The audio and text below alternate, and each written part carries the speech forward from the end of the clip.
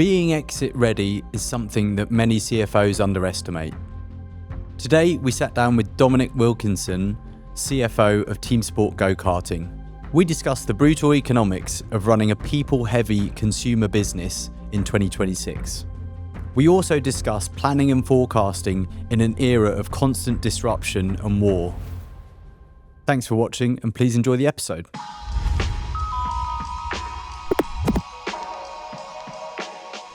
Dominic, you've been the CFO of Team Sport now for circa 7 years. 7 years, yeah.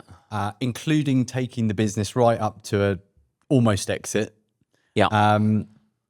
What are the things that people don't know about exit readiness? I think the biggest thing for me is the amount of time that it takes to get ready. You know, we couldn't have done it with just our own resource that we have. You know, you need to get external support so that people can focus on the day job. I think for anybody, when you're looking for an exit, the most important thing is that the business continues to trade really well during that period. So having people distracted is really not great. So I think getting the right level of resource in place would be my number one tip. And I think a lot of that also comes from the world's quite different now. I did M&A in my previous career, and when I look at the kind of how data-driven things are now and the amount of information that people want and are able to consume is materially different. And quite often is the kind of data that you don't deal with when you're running the business day to day because of the volume of it. So it is, you know, you learn a huge amount. Hopefully it all accords with what you think you know about your own business, but it's very different, the level of, particularly, you know, when you're dealing with private equity and people who are very financially focused. Yeah. And when do you start that process? Not soon enough. I mean, I think when you are private equity backed, you know, you have to be constantly ready at any point. And so for me, it's about identifying what are the key KPIs that you think people will be looking for to maximize value. And therefore making sure you have a focus on those kind of all the time, really, to be able to work out when is a go or a no-go at any point. And those things will change over time, and some will become green and some will be red, and then it will all change around as the market changes. And so I think it's working out really early what those are. But I think, you know, in terms of timing, as I say, I think for me now it's you constantly are looking at it, making sure everything's in order. But I think when you think you might, you're talking probably 6 months, as a minimum. Is there a real huge value in just getting an external viewpoint on how the business is viewed? Because I guess when you're internally, you think of the business in a certain way, and it's hard to maybe get that sense of market perception, and that it really gives you that kind of elevated lens of what the market actually thinks versus what the internal management team might view. Yeah, I think that's right, but I think it also depends the sector you're in. If you're in restaurants, there's lots of comparables and there's lots of benchmarks. With something like Team Sport, where I am now, we probably have in the UK 10 times the number of locations as anybody else. So there isn't really a market as such for people to have a view on, or it's a lot harder, I think, for external parties to have a view. So a lot of it is about making sure that we're curating that story when you're doing it. But yeah, things change all the time. So it's difficult to, you know, the story changes sometimes as the market changes. Yeah. And why and how go-karting? Kind of by accident, really, I suppose, rather than by design. I've been asked that a few times, and I think the point is, and I think this is the beauty of being a CFO, is actually the final end product, in a way, doesn't really matter. Before go-karting, it was restaurants. So fundamentally, it's multi-site leisure, and it's around how you look at the business, how you set the business up, both operationally, but then also for reporting, and everything else, really. So there isn't really a difference. I am a bit of an F1 nut, so the idea of go-karting did appeal, and it's an amazing, fun sport. It's but I didn't set out to say I want to go and work in go-karting. Yeah. And tell us a bit about, obviously we've been through very challenging decade or more as a consumer and in the consumer space. It's sort of been permanent, one crisis after another. This year it's war kicking off. How do you navigate those challenges in a consumer business as a CFO?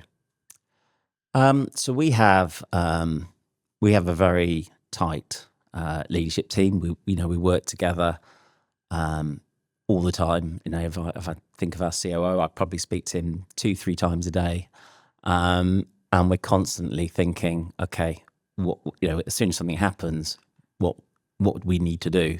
As soon as the Iran crisis kicked off, for us the biggest thing is, well, what supplies do we get from China? How's that going to be impacted? Therefore, how do we need to get as much stock as quickly? How do we need to manage fuel supply? It's less relevant now because we most of our sites are electric, but we still have petrol.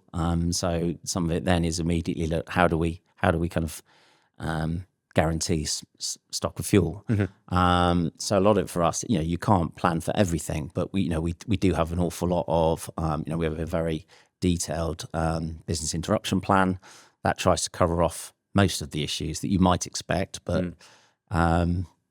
things like a war in Iran is not something that was necessarily identified, but the things that could happen and therefore how we would react to it are very much laid out. So we've got a very set process, and I think we learned a lot from that through COVID. Look at that was a huge test. We were closed for a significant number of months during that period. I think something like 12 out of 15 months, and so we had to do some pretty drastic actions to manage the business through that process. And I think we've learned a huge amount from that. And it kind of makes you realize that the things that you think might happen, but you think will actually never happen, can happen. I think, when I look back, I think if somebody was to do a film about COVID and the whole world shutting down, you'd probably say this is a bit far-fetched. But that is the reality. So I think we've learned a huge amount from that. Has the leadership team, you sort of talked about how close you are and close to the COO, is that kind of learnings over one thing after the next just brought you all closer together as well, and almost made you think about the impact across the whole team? So, the CFO knows what's going on for the COO and the CEO, et cetera, et cetera. Has it kind of all brought everything together? Yeah, it is. We're quite a small team. And so, we always bounce ideas off each other very quickly. It's not like we've got huge departments where we consult within our departments and then a department goes off and does something. We're very integrated in how we look at the business and run the business, and we try to be incredibly collaborative. So everybody will think about the impact on their bit of the business, but also then how that impacts and who they need to bring in. So, our projects will be people from all departments rather than, we'll have an owner to it, but, we try and make sure that everybody knows. We have the normal updates, but, we don't wait for an update meeting to, get together to work our way through a problem. We recognize that we have to do that collaboratively and very early. Yeah. In terms of that, the team's been consistent for a long time. Neil and I have been discussing this a lot about hiring and getting the right team and the right blend. Do you think strategically yourself when you're bringing people into the business to kind of consciously fill almost gaps in personality types or cognitive diversity and things like that, or is it less about that and more about sort of personality? How do you think about things like that? I think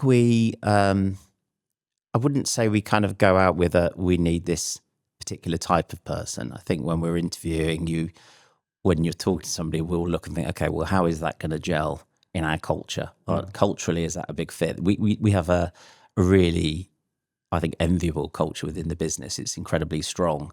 And actually, having worked in a number of places, I was quite taken aback actually when I joined about, just how strong the culture in our business is. We have a number of values that we have across the business, and actually, if you go onto our internal Facebook page, the person that's working in the track as a marshal, he will be talking about #1 or #2, and that everybody in the business speaks the language. So there is a really strong cultural fit within our business, and that's something that we really value. So it's making sure those people are not completely outside of that. Yeah. And the way we do that is, if I'm recruiting, but I'm recruiting I don't want to mention a name because that person might think that happened more recently. That would be awkward. But if I'm recruiting for my team, I would still get the COO plus or the people partner to kind of come and meet them as well, to make sure that I'm not being blinded by somebody who I just think is great with the spreadsheet. We want to make sure that culturally they're going to work well, that they can work out how they're going to work with operations, how they're going to partner with HR. So I think it's having that blended view before we make appointments, so we have a really balanced perspective. Yeah. And on the topic of hiring, you've recently hired a head of AI. Yeah. We've been talking about that in recent weeks, which is seems quite sort of proactive and forward thinking given where the world is going. Tell us a bit more about that and how that is, how that's going to supercharge your business moving forward. Yeah. So what we've actually done is we've taken on a fractional head, so they work on a set number of days in a month.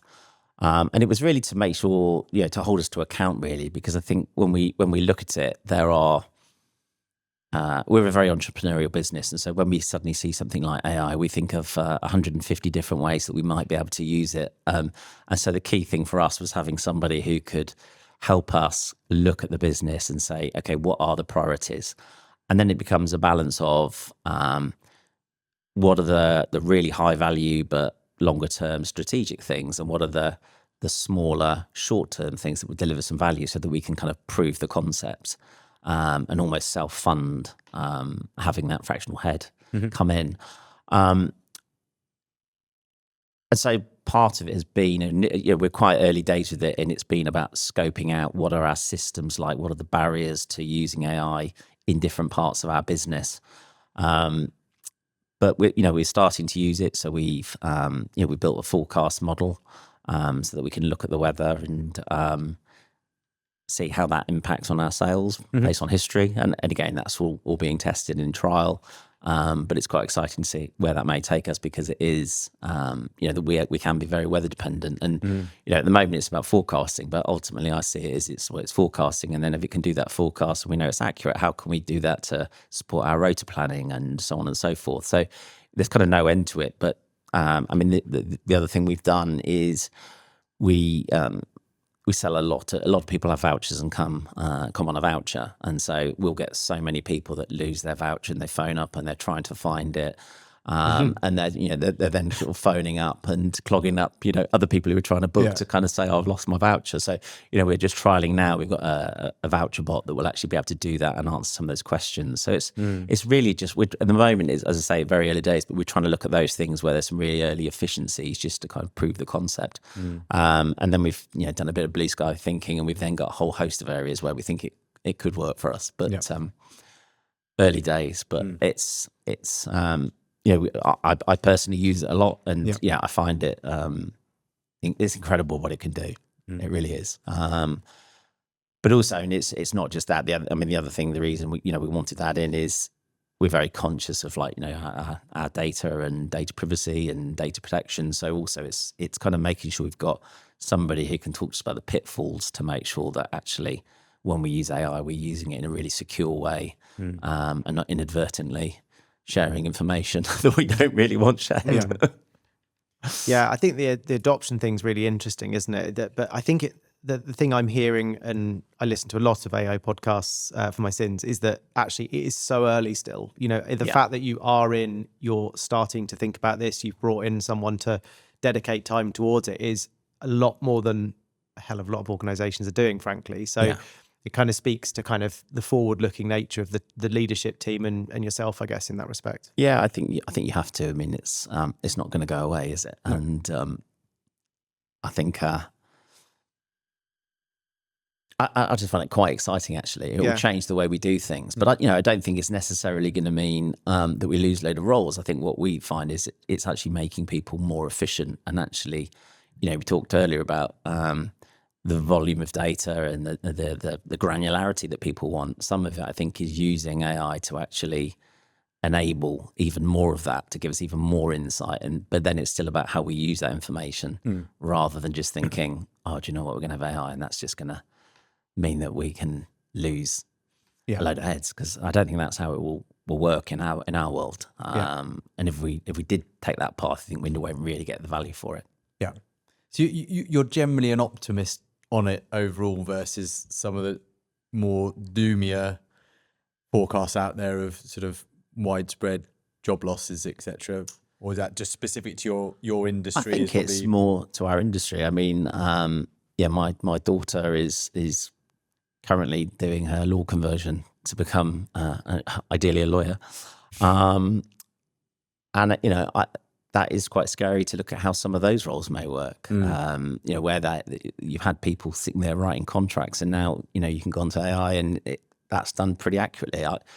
I worry more about some of those roles than perhaps the way it might work entirely in our business.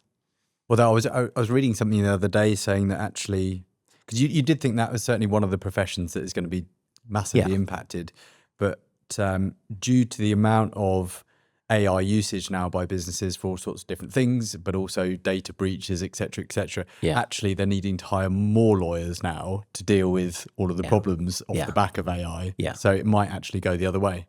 I think that's right. I think, as you say, it's such early days, and I think we're finding your people will find those teething problems, and I think it will evolve very differently to how perhaps we first think. But on balance, I think I am optimistic about it. I think, unfortunately, you have to be. As I say, it's not going anywhere, so you could be resistant to it, but you probably are going to get left behind. So I think it's seeing what the challenges are of managing it and working with it in the best way you can to be competitive. Yeah. I also have this view that actually human experiences is a huge growth area in general, because ultimately self-driving cars in 5-10 years time, you may not get that pleasure from driving in the same way that you did, but that doesn't mean you won't enjoy going go-karting and just being a bit crazy on a track. You're going to have those things where actually everything, even if we lose jobs in certain sectors, human experiences will grow, I think, beyond go-karting into other areas as well. I don't know if you agree, but I think leisure is certainly, we are lucky, I think, in that experience, you can go and get some AI goggles and things, but I don't think any of those are quite the same as, the real thrill of, going on a zip wire yourself or, going go-karting. So I think, we feel strong, pretty positive about that. I think actually AI, we could help augment some of the track experience and actually improve it. So, that for us would be a really real positive, but I think actually the growth that's been in experiential leisure for a long time, I think that's the point. People are looking at these things to get more social time, have a better work-life balance. And so hopefully that means you've all got more time to go go-karting. Specifically go-karting. Absolutely. Yeah. There is nothing else. And what are the common misconceptions about your business from people outside of the industry and the business that they sort of think looking in, do you think? I think... I get a lot of WhatsApp from the mum group at my son's school because their son's been invited for a go-karting party and they want to know how dangerous it is and is it okay for him to go, really? And so on and so forth. So I think people kind of see the sort of petrol head idea and think it's dangerous, and actually it's not. It's the number one thing on our board agenda. It's health and safety. It's the training in our teams is phenomenal. But I think that is a misconception that it's dangerous. But I think anything's dangerous if you're negligent. I think that would be my number one thing. That's the biggest thing that you ever get. In terms of the longer term, obviously you kind of went towards that exit. There have been things that you've kind of now learned that you're taking forward for the next 5 years that you're kind of excited about as well towards the future. Yeah, I mean, not aimed at an exit. No.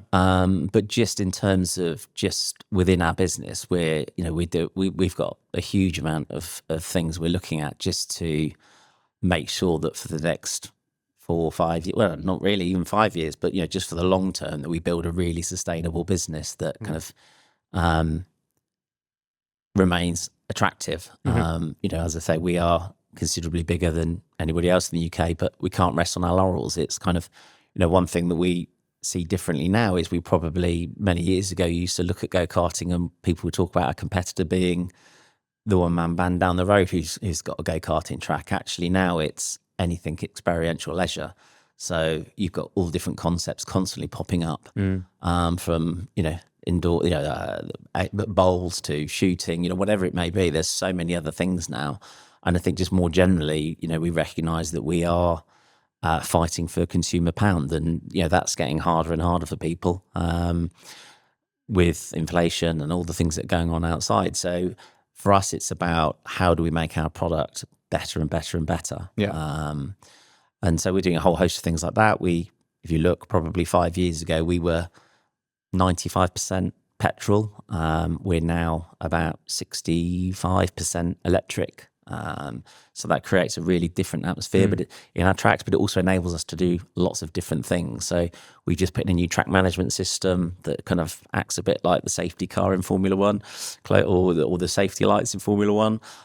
So it's things that are designed to actually just give consumers a better experience when they come to us. So I think that's really where the focus has been, is just in terms of how do we take the product to the next level by using tech, by understanding what consumers want and making sure that we deliver it consistently. Going back to kind of your career trajectory, which was kind of M&A and sort of Big Four, which is, I guess, a common path en route to a CFO role.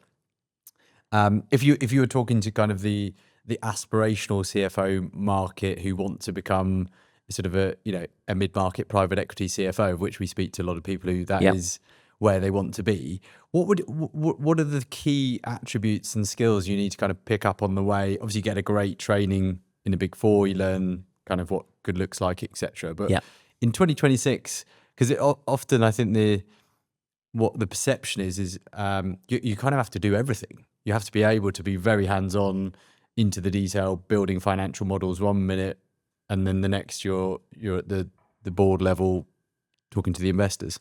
Yeah, and for me, I think that's what makes it exciting for me, is that huge variation. I've got friends that are CFOs of much larger businesses where they seem to spend 9 hours a day on conference calls, in meetings, and not really that hands-on. Whereas, I kind of like the kind of diving into the model. It really helps you to understand the dynamics of the business and understand how things interact, and how the dial moves in one area if you change something over there. And I think there's lots of things that you get by kind of working in that environment where you are quite hands-on. But then it is about the storytelling and about how do I take that information, what can I find from it, but how do I present it in a way that is interesting but is also insightful in terms of how can we do things differently and better. And I think you talk about the careers before that. That is one of the benefits, I think, of when you work with the Big Four, and doesn't matter whether it's audit or whether it's M&A, you work with a whole host of different businesses. And so you pick up little bits from each one and work out how you're going to take that and how's that relevant and how is it not. But I think it also gives you a good idea about standards and just the way different people work.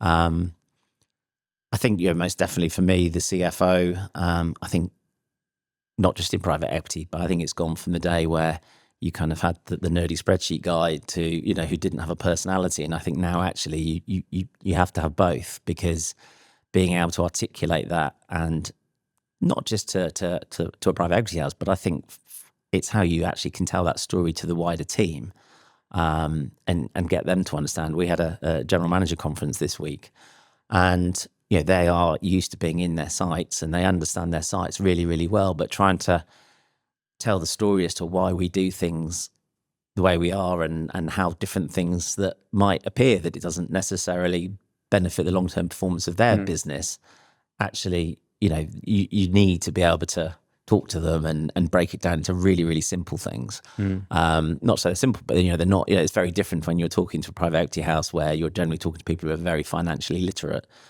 You've got to be able to flex that style and change how you do it. And I think that's the key thing for a CFO today, is that ability to be in the detail, but also be able to explain it to the board, but also be able to explain it to people who are probably not as financially experienced. Is part of the advice then for people that are on that journey to the CFO role is to try to understand what their preferences are? Because as you say, you love getting into the detail and being strategic.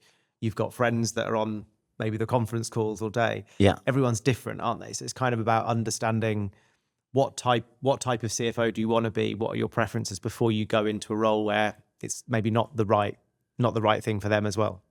Yeah, I think that's absolutely right. There will be some people who don't want to dive into the spreadsheet, and I know quite a few of those as well. And so, yes, private equity probably wouldn't be for those individuals. But I think also for me, it is about putting yourself out of your comfort zone, which probably not necessarily by design has happened quite a long way through, but it is definitely those moments where I've kind of learned a huge amount of things that I probably avoided earlier in my career. Actually, I now really enjoy, because you've been thrown in and you realise actually it's not quite as bad as you think. So I think, yes, you can decide what are your skills, but I don't think you should be afraid to jump outside of that and do things differently. Yeah, take risks basically in some ways. Yeah. Measured risks. Yeah, finance. said the finance person. Yeah. Okay. Yeah. And what else would you say are kind of key things to think about being a CFO in 2026 to, I guess, be really successful? I think it's definitely looking ahead. I think trying to look at what the headwinds are. I think looking within the business and really understanding the business and partnering really, really well with other parts of the business to identify what are the opportunities for growth within the business. So, that data analytics piece, using that information to really, really look at how you can drive value, how you can drive change, and look at, and sometimes I think it's looking and not being afraid to say, we didn't do this well enough. We learn a huge amount from the things that haven't gone quite as well as we would have wanted. And I think, going back and looking at those things is key. So I think the data-driven approach is only going to get to increase further. But I think it is looking ahead. Change comes so quickly. I mean, I think 2 years ago, if you'd said to people, AI, I don't think anybody would have thought it would have happened as quickly as it had. It, certainly to me, it felt like it came overnight. It wasn't there one day and the next day everybody was talking about Chat GPT, and if you hadn't used it, you were behind the curve. So I think that trying to look forward to see what is the next big thing to come through. It's not always easy, but I think it's kind of lifting your head up and not just looking internally, but looking externally to say what might change, and therefore how do we need to be nimble enough to change quickly. I was just going to say on AI within the business, it sounds like you're obviously quite passionate about it as well. Do you also now within the business just have that culture of we want everyone to be aware of this tool and the opportunities? Do you almost encourage usage, or is it slightly different in the culture that you've got? I suppose it's it'd be not everyone. It's different people in different roles will benefit from it more than others. But certainly amongst the sort of the senior leadership team, where we're kind of looking strategically at the business rather than, if you're in one of our sites and you're customer facing, you probably don't need to use it. And that is obviously the vast majority of our employees. But certainly anybody who's running a department or, that they are looking at it and working with us to kind of put suggestions forward, which is why we are looking at where we can put it everywhere in our business. But again, we have to be measured. We don't want people kind of running off down rabbit holes. We have to kind of have a priority list that we've agreed. These are the priorities, but we want people to embrace it and work with us when we're looking to do it.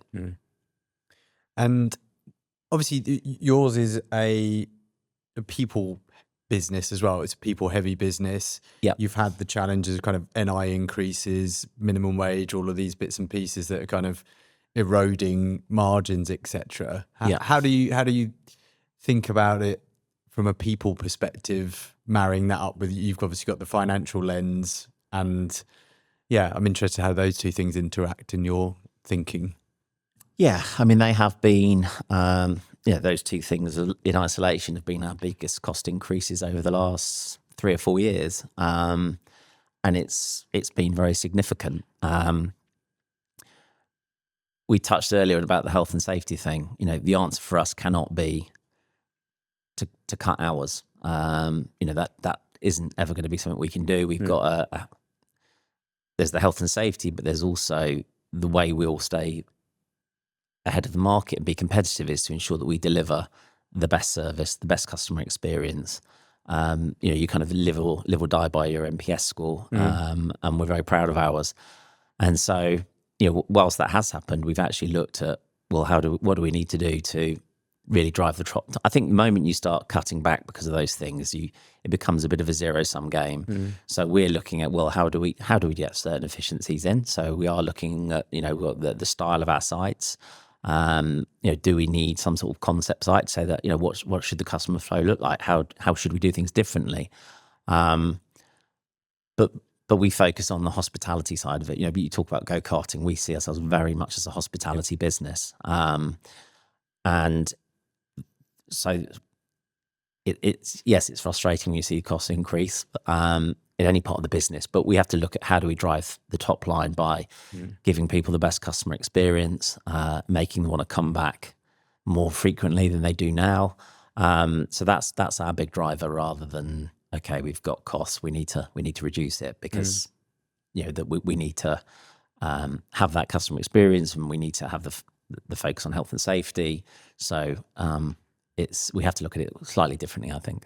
Are there ways that you can offset some of those cost increases by maybe the shift to electric, solar power, wind power, I don't know, other things that you can do that kind of almost drive better results from a sort of cost saving on fuel to electric, solar, etc. to help, or is that kind of just part of the long-term plan as well? So we look at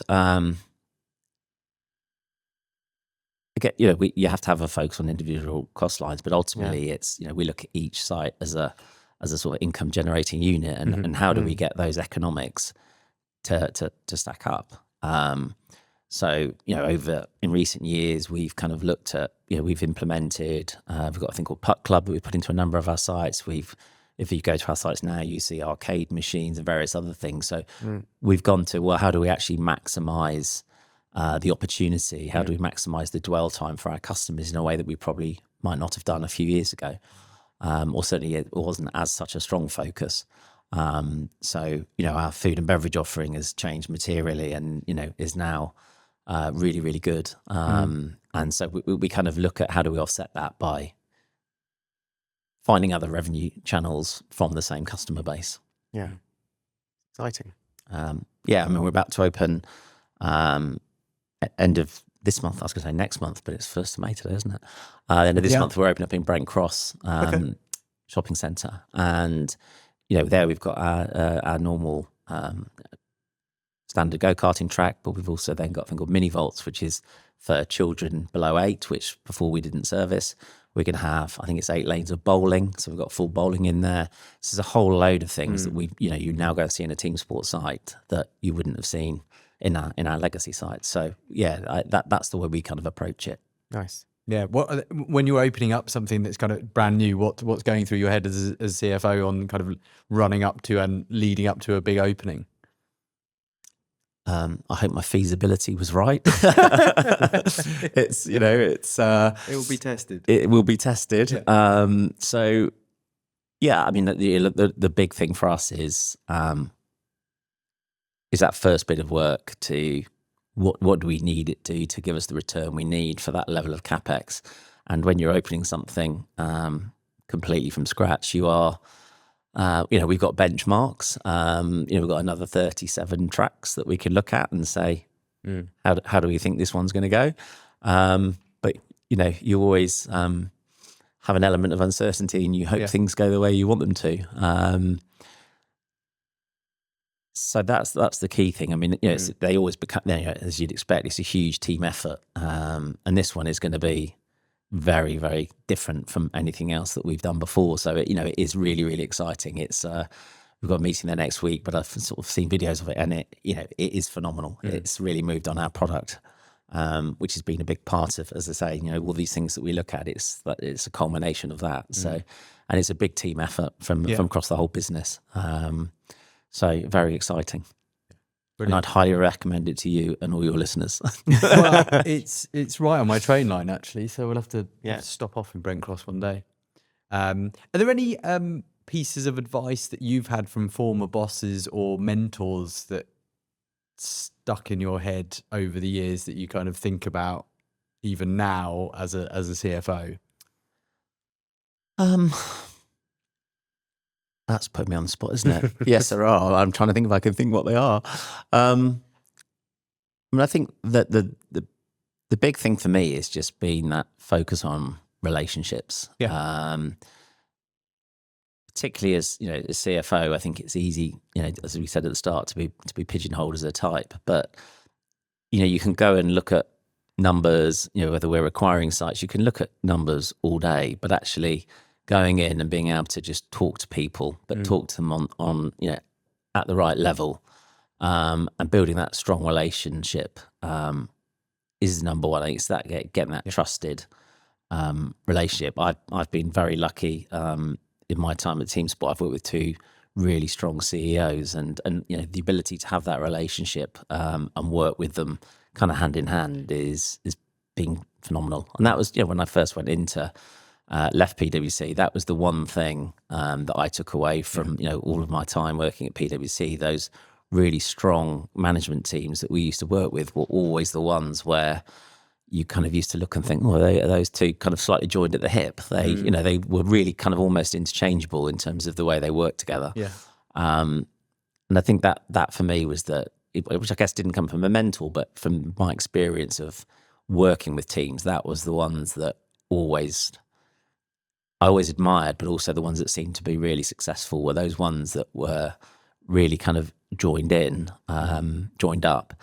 And, when I say joined up, it doesn't have to be that you agree with each other on everything. It's about, it's absolutely great to not agree, but it's understanding why you don't agree and what your different perspectives are, because you'll learn something from that rather than just working with somebody where you're completely the same. And being able to then accept where it isn't necessarily going to go the way you want it to. So I think that kind of relationship is the number one for me. Dominic, thank you so much for coming in today. Thank you very much, Appreciate both. your time. Thank you. Cheers. Thanks.